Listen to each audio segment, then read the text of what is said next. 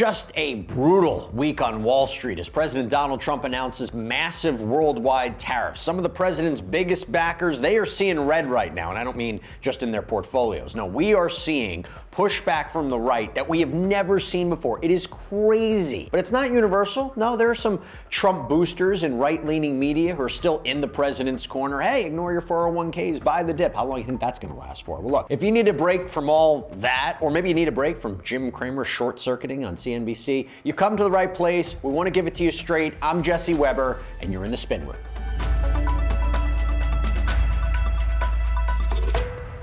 Yeah, it was a tough week for the stock market, and CNBC has certainly not sugarcoated it. Big market sell-off this hour. It is ugly out there. Far worse than had been anticipated. So this, I think fair to say, is worse than the worst case scenario. When I was looking at those, it almost felt like it was from a horror movie, maybe a disaster movie, maybe a comedy movie when they're joking about something happens and the markets crash. This is reality. And look, I get it. I mean, these tariffs are incredibly extreme and scary. But I'll tell you what, maybe we shouldn't sound the alarm bells yet, right? Let's hear from Mad Money guru Jim Cramer first, okay? Maybe he'll lower the temperature, right? Laid to waste for a very long time. Oh, he's using the buttons. It might be the big kahuna. That's the one of October of 1987. Glad to see he's not panicking, but look, more interesting than all of that is actually the substance of what he's saying, because basically Cramer, who's been quite outspoken in his criticism of President Donald Trump, he argued that the president's newly announced tariffs and cuts to the federal workforce, they're the causes of this market tailspin, and that it was all entirely avoidable. We have declining inflation, except the president's putting on inflationary tariffs. We have incredibly low unemployment, except where it's caused by the Trump administration. The big question is going to be, why did you need to do this? Why did you need to do this now? Aren't you just making problems? That's the concern. That's the concern. Well, last year, until the Trump administration sowed a level of uncertainty that I can't recall any time since, are you ready, ski daddy, Jimmy Carter, which is the last time people were really worried about inflation. He's right. He's right. Okay? Back then, stagflation was real. Now, Jimmy Carter, curious benchmark. Break out the cardigan sweater. I know it's a brutal comparison. You think I did it idly? I cannot think of another president in my lifetime who could knock down the stock market simply by opening his mouth than Jimmy Carter. Eureka! I have found him. Wow.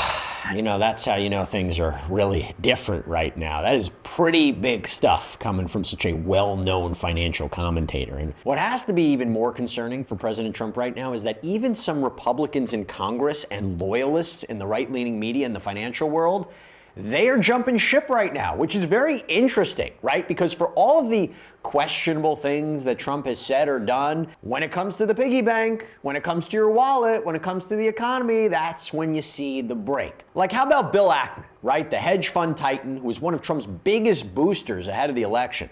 Now, Ackman first wrote on X, sometimes the best strategy in a negotiation is convincing the other side that you're crazy. You know, goes to the idea that Trump is going to this extreme to bring the countries to the table to work out better trade deals. Maybe. Hopefully that's the idea. But that changed because it wasn't long before he posted on X, by placing massive and disproportionate tariffs on our friends and our enemies alike, and thereby launching a global economic war against the whole world at once, we are in the process of destroying confidence in our country as a trading partner, as a place to do business, and as a market to invest capital.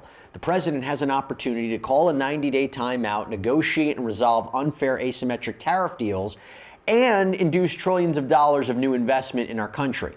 If, on the other hand, on April 9th, we launch economic nuclear war on every country in the world, business investment will grind to a halt. Consumers will close their wallets and pocketbooks, and we will severely damage our reputation with the rest of the world that will take years and potentially decades to rehabilitate. This is a guy who was relentless in boosting President Trump, brought him some serious credibility among independent financial types. And now, saying this, sound the alarm bells? Maybe. For him to come out and say this? Now, another guy outside the traditional political world who really might be one of the most important people to watch to see if public opinion turns on the president, you know who that is? Dave Portnoy. Yeah, the founder of Barstool Sports. Portnoy is a big-time day trader, claims to have lost millions over the past week. He has not been shy about blaming the president. This is like a decision that one guy made that crashed the whole stock market. Yes. That's why we're calling it yes, it is. Monday, not Black Monday. The stock market is being crushed. I've lost 20% of my net worth. And you're out on the golf course. But look, I got to say, as somebody who follows Dave Portnoy, I've been following him for years, he pretty much tells it like it is. He will always speak his mind. He's very transparent. So what he's saying is basically what he's feeling. And he's got a huge following right now. And you wonder if people are also going to agree. And by the way, you heard him mention that despite all the economic turmoil, President Trump did indeed go golfing over the weekend. I'll tell you what, we did a whole episode on the president's golf game a few weeks back. It's actually our most popular episode so far. Encourage everybody to go check it out, because one of the things that we talked about was Trump's penchant for winning club championships, or at least saying that he won club championships. You know, despite all the demands of the toughest job in the world, and despite the fact that right now we might be in an economic calamity and the whole world's on fire, just put that to the side. The president over the weekend claimed that he managed to win his third club championship in just the last 3 months since taking office. Was it because the competition couldn't afford any more the price of the club? Maybe, but take a look. How was the golf tournament? Very good, because I won. It's good to win. You heard I won, right? Did you hear I won? Yeah. Just to back it up, you were there, I won. I gotta know who he's beating in these club championships. You know, they must be sick of losing to him all the time every year. And look, the Masters starts this week. Maybe next year Trump will try and qualify. Who knows? But back to Portnoy for a second, because he has been understandably angry over the stock market downturn. And not only is he taking this anger out on Donald Trump, he's also going after the president's media allies, like Outkick founder Clay Travis, Fox News host Will Cain. This was last week, like Clay Travis, Will Cain. They're like, don't look at your 401k. Since when do people care about the stock market? That's bullshit. That's fucking bullshit. Let's be honest. And I prefer Trump, and he says it sometimes. He's been like, I don't want things to go down. I would rather people on the right who support Trump, no matter what he does, what he says. Like, when you say stuff like that, to me, it's like, well, Trump could fucking cut someone's head off. You'd be like, well, you know, did he really? Like, that's 100% true. That's 100% true. When I say it's true, I don't mean Trump did that. I meant they will support him no matter what. It seems that way. Everybody has the right to panic and party and be worried about the stock market, their 401k, their portfolio. Don't suddenly be like, oh, don't look at your portfolio. Don't worry about it. Bullshit. Everybody looks at their portfolio. Everyone looks at their stock market. Everybody looks at how much money is in the bank. He makes a great point that I want to get into, because those comments that set Portnoy off, okay, let's talk about it. First, let's watch Will Cain. What happens when you panic? You've panicked, I've panicked, we've all had a moment. What happens? The world closes in around you. Your vision narrows. You see only what's in front of your face.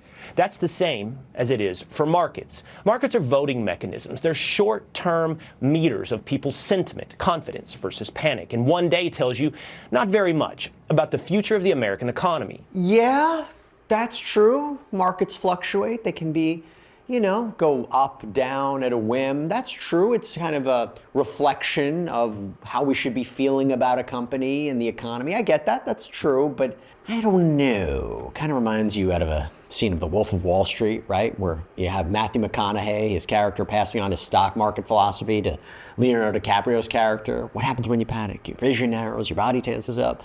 I'll do the voice. Your body tenses up, you lose clarity, you lose money. Man, that's a terrible impression. Anyway, Clay Travis, you heard Portnoy mention him. So he doled out similar advice for his listeners. I practice this to the best of my ability. I think if you have a 401k, if you have stocks, almost the worst thing you can do, especially if you have index funds, is sit around and look at them all the time and obsess about them. It's money. It's money. Of course you're going to look at it. Look, I am stunned at how much traction don't look at your 401ks, don't look at your stocks has gotten among Trump's defenders in the media. Is that what we're going to do now? Is that the defense? Is that really going to calm anybody down? Clay Travis hasn't been the only one to go with that, too, those arguments. Over on Fox News, Jeanine Pirro offered some similar advice. And you know what? I don't really care about my 401k today. You know what? Not that I can afford it, not that it isn't important, not that I'm not at a point in my life when I should be worried about my 401k because... Well, you're also a Fox News host, so you might not care about your 401k, but everybody else might. But this is what I believe. I believe in this man. Okay, really? Yeah, who cares about their 401ks? I believe in Donald Trump. Don't even look at it. It's fake money. It's fake money. No big deal. That's just a quarter of the money that you've socked away for years and years and has now gone down the drain in a matter of days or may. But you know what? That's not even my favorite defense of Donald Trump that I've heard over this past week. No, that honor goes to far-right podcaster Benny Johnson. I want you to hear his argument supporting the president amid all the chaos on Wall Street. Losing money costs you nothing. This is just the reality of life. Were you young and dumb? How much money did you lose? Everyone loses money. Everyone loses money. It costs you nothing. In fact, it builds quite a bit of character. In fact, you learn a lot of lessons, actually. Oh, I'm sorry. Losing money builds character. Of course, of course. Yes, we should. Tell you what, let's all go to the casino, put it all on black. We lose, I'm a stronger person for it. No, you won't be able to afford that vacation, maybe your home anymore, but you got some character, right? Here's the thing, just think about what they would be saying if Biden or Harris did this, right? Would it be the same tune, the same justification? Now, how do I know this? Check out what Benny Johnson said last August on a day when the stock market took a nosedive while President Joe Biden and Vice President Kamala Harris were still in office. Kamala needs to get in front of a camera today. People are losing their homes today. People are losing their fortunes today. People are losing their futures today. People are losing their 401ks today. I thought, people just lose money. People lose money. Shaping up to be one of the worst market days in American history. What happened to character building, huh? What happened to the learning lesson? I thought we were getting some life wisdom out of these stock market losses. And by the way, to put it in context, on the day in question, the stock market dropped just over 1,000 points. On President Trump's watch, we are talking about a drop more than 4,000 points over the past week. But what? Is that 4 times the character? 4 times the life lessons? You know what this is called. I don't have to say it. But I got to give credit to Fox News' Jesse Waters. Why?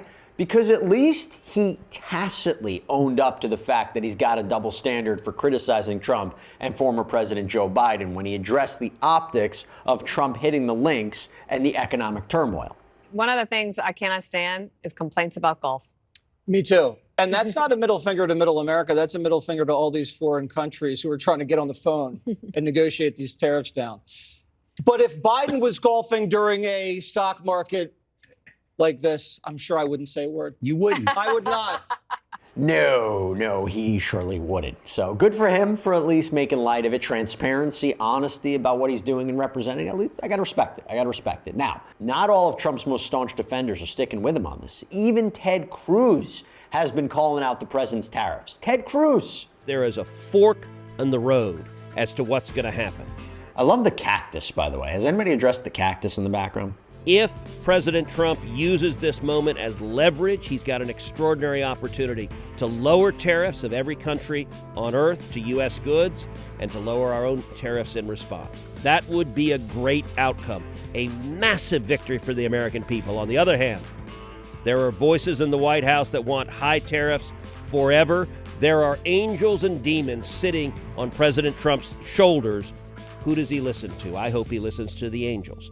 It takes a lot for Ted Cruz to break from President Trump. Not even Trump implicating Cruz's father in the JFK assassination seemed to get the Texas senator to split from the president, not even after he made fun of his wife. But look, maybe even more surprising is the growing rift on this issue between Trump and Elon Musk, who has been joined at the hip with the president over the first few months of his second term. And now Elon Musk is going public to express his disagreement with Trump on the tariff strategy. I hope it is agreed that both Europe and the United States should move, ideally, in my view, to a zero tariff situation, effectively creating a free trade zone between Europe and North America. Yeah, that is what a 20% drop in Tesla stock over the course of a week will do, right? You might be saying Tesla stock's been getting doged, and that will obviously create some friction between Elon Musk and the president. But there is a lot more friction between Musk and one of the White House officials who is a leading proponent of the tariffs, and that is trade advisor Peter Navarro. Musk has gone essentially scorched earth about Navarro on X, calling him, quote, truly a moron and, quote, dumber than a sack of bricks, and even dubbing him, sorry, Peter Retardo. Wow. Now, Navarro has largely dismissed the criticism from Elon Musk, but there is no doubt he has become one of the public faces of this tariff policy, and his legacy is inevitably tied to how all this works out. Speaking with Laura Ingraham on Fox News, Navarro put his neck completely on the line with this. He's finding a bottom now, but here's the thing. It's going to shift over, and it's going to be companies in the S&P 500 who are the first to produce here. Those are the ones going to lead the... Is this going to happen tomorrow or the next week or 3 years down the line? I'm not sure. And it's going to happen. Dow 50,000, I guarantee that. And I guarantee no recession. That's bold. No recession?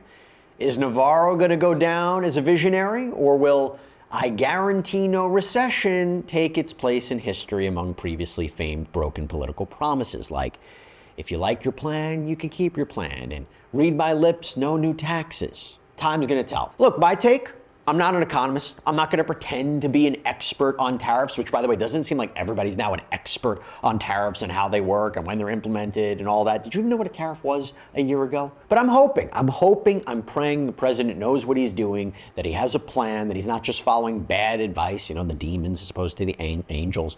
I'm hoping there is a larger play to try to get better trade deals and not move forward with tariffs to the point that there's an economic disaster and you can't recover. Now, what I can say is I'm following the legal aspect a lot, the planned lawsuits, even the current litigation. So things to look out for.